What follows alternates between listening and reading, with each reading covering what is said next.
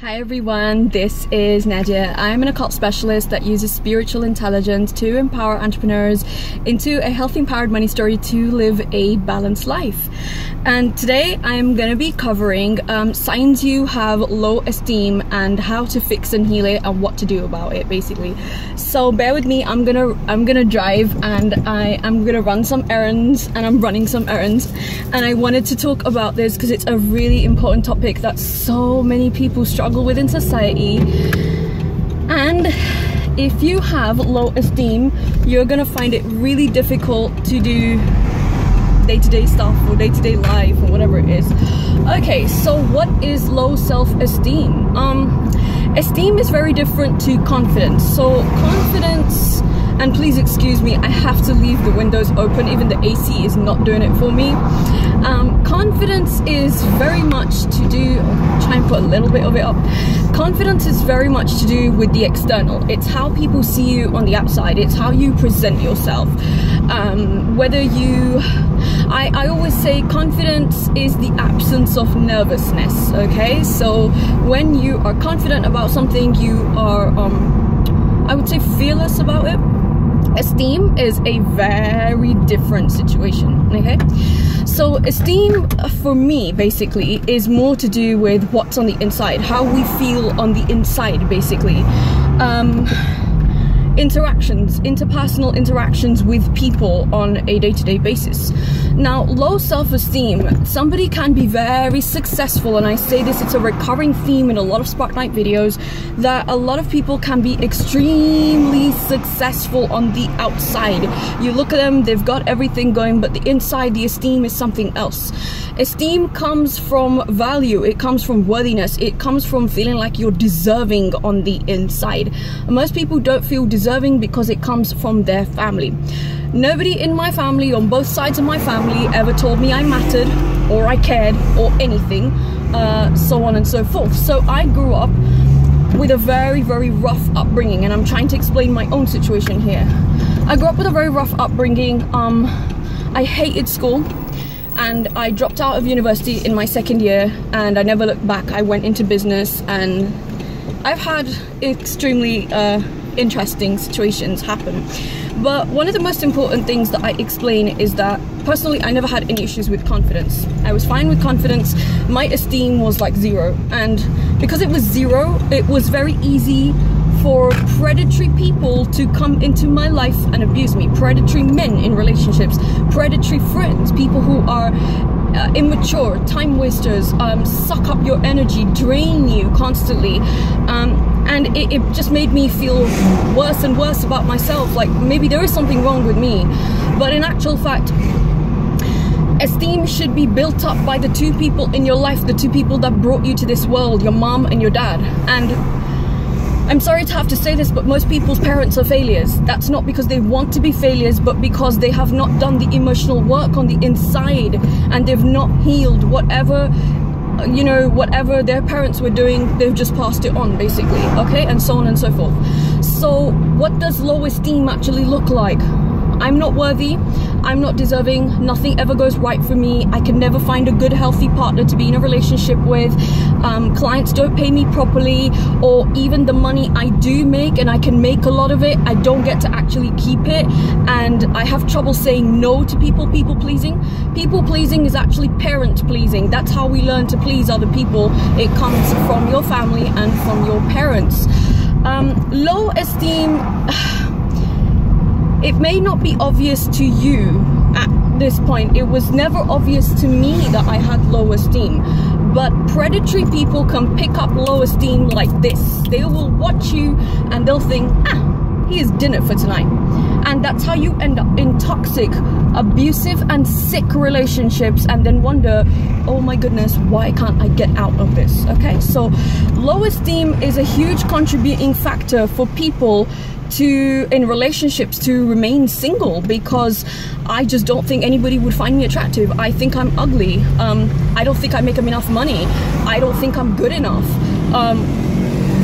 What can someone possibly find attractive about me? They won't stay with me if they truly find out what I'm actually like, you know? So many things, I guess. There's just so many things that they people are constantly think in business, people would constantly think, oh well, you know, if someone finds out that I've only been in business for X amount of time, they won't want to give me business. If someone finds out this, it's like you constantly feel like this imposter and this fraud, like you're this fraud on a constant basis, as opposed to thinking, you know what, I don't have all the answers, I don't know everything, but I'm still going to try. And that comes from somebody who is repairing their esteem, if that makes any sense. Basically, if you are repairing your esteem, chances are things are a lot healthier for you. Chances are that you will start to see things work well for you. Traffic is such a nightmare when it's hot. So low esteem, it's an interesting mixed bag, because when we really dig deep into what low esteem is, it's about your family treating you like shit. I say that often. If we truly dig into people's family lineages, your family treats you like shit. You are an unwanted black sheep in your own family, and you know it. And there are a lot of people who, there will be one of two people who watch my videos, okay? So number one, it's, oh, everything she talks about is bullshit, just making stuff up as she goes along. Number two, people who know, and who know what I'm talking about. They know what they've shall I say, experienced in life, basically, okay? So esteem is a long process. It's not something that you build overnight. Esteem comes from what I like to call boundaries, okay? So if you have healthy boundaries, and again, boundaries are something, if you come from an abusive, dysfunctional and emotionally abusive family, or verbally abusive as well, you won't have boundaries. You won't know what boundaries look like. You'll just think, you know, fifth business, hey, why the fuck not, let's do it.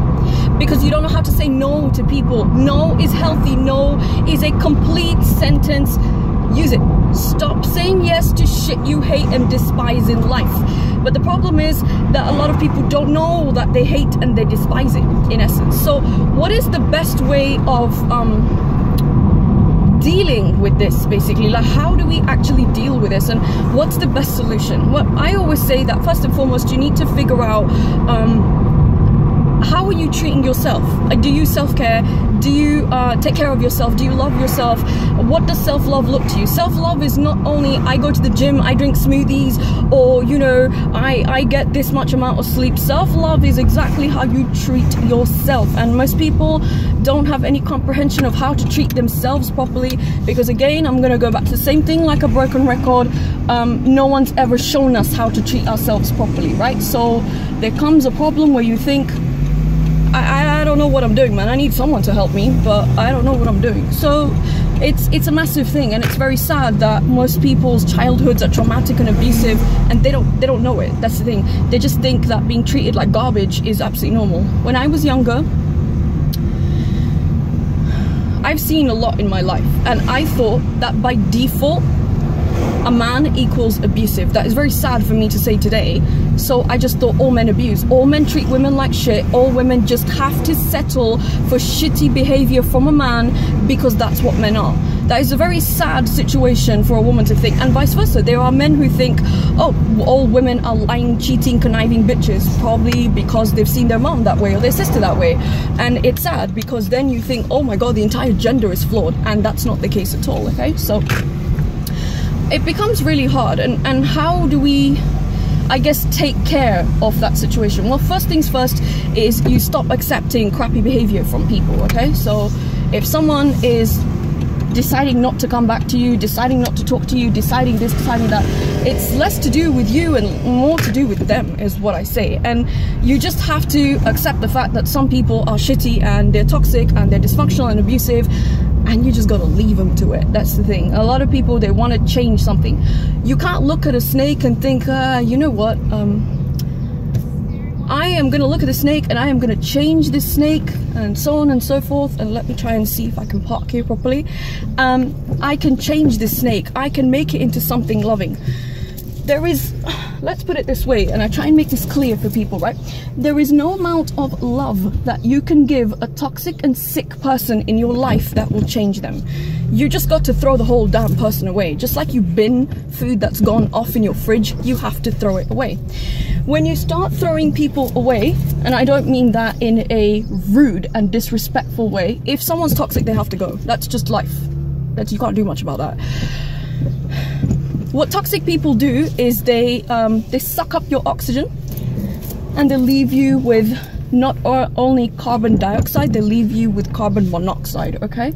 And when they leave you with carbon monoxide, what happens is that you can't breathe straight. I'll just sit here and I'll try and complete this video and try and go through everything. They will take up all the oxygen that you have, basically. They will block up everything in your life, and you will wonder why you're gasping for air. You will wonder why you're asking people to do the bare minimum in your life, basically, when they can't even be there for you. Low self-esteem basically means that, you know what, no matter what I do in my life, the guy in the car behind me is staring at me thinking, what is this woman doing? Who is she talking to, and why is she here? Yeah, anyway. Esteem is more to do with I'm not deserving or worthy, no matter what happens in my life and who I am, and no matter how successful I am, how much money I've made, how beautiful I am, I'm not deserving. I had a massive challenge in my own life. When I was young, I used to use my face, and I used to use my body, and I used to get into doors, basically. And getting into doors, hi. Are you staying here? I'm just going to be literally 5 minutes and I'm going to go. I'm going to be literally 5 minutes and I'm going to go. I've got someone coming in. Okay, do you want me to move? Alright, sure, no worries. So basically what happens is that the low esteem, that's what happens when you can't find parking in London. Okay, so low esteem. I remember when I was young, I used to have to try and find, consistently find ways to make myself feel acceptable for whatever it was and whatever I could do. It was just never enough for me. No matter what I did in life, it was never ever enough. Even my face was not enough. But back in the day, my face was enough, but when I went through so much, it wasn't enough. So in essence, what used to happen is that when somebody complimented me on being attractive, essentially, it's not that I didn't hear them, I just ignored them. I was just like, cool, great, because for so many years of my life, my beauty was used against me. And there can be something that you have, there can be something you have in your life, basically, that you're picked on for. You know, you could be a very handsome man, or you could be an attractive woman, you could have a lot of money, you could be tall as a guy, you could be having a nice body as a woman, you could come from a healthy background, and you know, just because of something, someone's picked up something about you, and they're like, you know what, we're gonna drive the knife in, and we're gonna give this person so much low esteem. So low esteem doesn't just, it can come from your family, but it can also come from childhood abuse. And childhood abuse for me is not just what's happening at home, it's what's happening at school. I had a really difficult time personally at school. I was different, I wasn't like other girls. Girls didn't like me, boys didn't like me, but they did like me. It was strange. So I had a really difficult time. It was so difficult being different. Like today as an adult, I'm cool being different, right? And even till today, sometimes I often think to myself, maybe it would have just been easier if I knew how to toe the line, and I knew like I was like everybody else, basically. Bullying is a huge thing, and when someone's been bullied constantly for the way they look, or maybe you didn't come from a wealthy family when you were younger, and you didn't have the clothes or the shoes to wear to school, and I know one of my friends went through that really badly. He was just like, man, there was no money in the house. He was just like, we were sleeping rough. He was just like, and he's very successful. In fact, this car, I'm super grateful that he got me this car. He's a dealer, he's a car dealer, and you know, he said so many things to me. He's like, man, we grew up really rough, and it was difficult for us, and I was trying to make ends meet for my family. And he's about a year, 2 years, maybe a year, 2 years older to me, nothing much. And it made me think of how many times in life that we just learn to suck it up as children. We just learn to suck it up because life is shit, right? We just learn to suck it up. And then that anger starts to boil up inside you, and you get older and you think, you know what, fuck you, I'll show you who I am, I'll show you, I'll make all the money, I'll make everything. That's all well and good. But if inside your esteem is still hurting, you still want to know why people picked on you, why they hated you, why they were mean to you, it's okay to feel that way. And you have to do the internal work to heal on the inside and ask and sit with your emotions and say, the only way I'm healing my esteem and going to be a healthy man or a healthy woman is knowing that I was mistreated, or knowing that I wasn't treated well, and finding the courage to forgive myself. I think, to me, I want to do a video at some point of forgiveness versus vengeance, because both are important. Forgiveness for yourself is very important. I am not a big fan of forgiving people, because for the most part, people really do know what they're doing. That is an occultist perspective. A lot of spiritual people won't say that, but someone who practices the occult, practices magic, we know that a lot of people are very aware of how they're showing up, even if they try not to say they are, because no amount of trauma and abuse gives you an excuse to be a shitty person to other people. You don't just go and cut, you know, someone cut you and you go bleed on somebody else. That's not the wave of life, okay? And it makes me think of how many people are successful and how many people are going through so much in life, but they are struggling. They are struggling on a consistent basis, because it's never enough. No matter what you do on the inside, I'll never really be happy. You don't know what happiness looks like, because for you, happiness, you think, is if only I had a better car, if only I had a bigger house, if only I looked better, if only I lost weight, if only I had a prettier face, if only I was a more handsome man, if only I had the coolest pair of shades, if only I wear cool clothes. None of that matters, none of it, because kids are generally quite mean to each other. None of it matters, because when you're whole and complete, and the word holy comes from whole, you are in alignment with your spirit and your soul, you are happy on the inside, there is no amount of material wealth that can give you that. I know people that are so broken on the inside. They are very, very successful people. When I look at them, they have everything that they could have ever asked God for, but they lack peace on the inside. They lack happiness because they lack peace, and peace is just being it's like sitting in front of a river. You just have that calmness inside your spirit. So they're jumping from one thing to another and wondering why they're not happy. So low esteem, basically, if people are treating you and mistreating you, and you constantly feel like you need to jump to catch people's attention, stop it. You are whole, you are worthy, and you are happy on the inside as you are. Start facing whatever it is you've gone through, and don't just be like, oh, I shut all my emotions out. How's that going to help anybody? It's not helping you. This is how you're going to have diseases, and you're going to have problems you're dealing with, because all disease in the body, and I've said this many times, dis-ease in the body becomes dis-ease, or becomes disease, basically. Then it sort of goes into formation, is trapped and blocked emotions. If you start healing and releasing those emotions out, I can tell you from experience that I used to have celiac, meaning that I was intolerant to wheat. I couldn't eat wheat without my whole body swelling up, my eyelids swelling up. I would try and fall asleep in 10 minutes. That was one thing that I healed. And another thing, fibromyalgia, which is basically arthritis for muscles. It's essentially my body was stiff 24/7. I would struggle to get up in the morning. I would struggle to do anything, like forget trying to do daily errands or everything. But I knew that obviously being spiritually sensitive, I knew I was taking on people's emotions, and there are deep emotions that were trapped in my body. And I managed to heal 2 autoimmune conditions that I was told by, I'd say, general practitioners, you can never heal this, you have to be with this for the rest of my life. I thought to myself, no, I'm a young woman, and there is absolutely no way that I am going to be in dis-ease in my body when I deserve happy, pure health. And whoever's watching this, irrespective of how little or low you feel, or whatever people have made you feel, there is hope. You can get up, you can start again, but it's not about you watching this video and thinking you can start again. It's about you making a firm commitment and a decision to yourself that you will not treat yourself the way people who obviously hated you treated you. So that's kind of what I want to conclude with, is that in essence about this video, that yeah, esteem is a massive issue, where even if you tell somebody that you're proud of them, you're happy. And I truly always say to people, when I appreciate something about them, if someone's inspired me, I tell them. If I'm proud of somebody, I tell them. If I miss somebody, I tell them. If I love somebody, I tell them.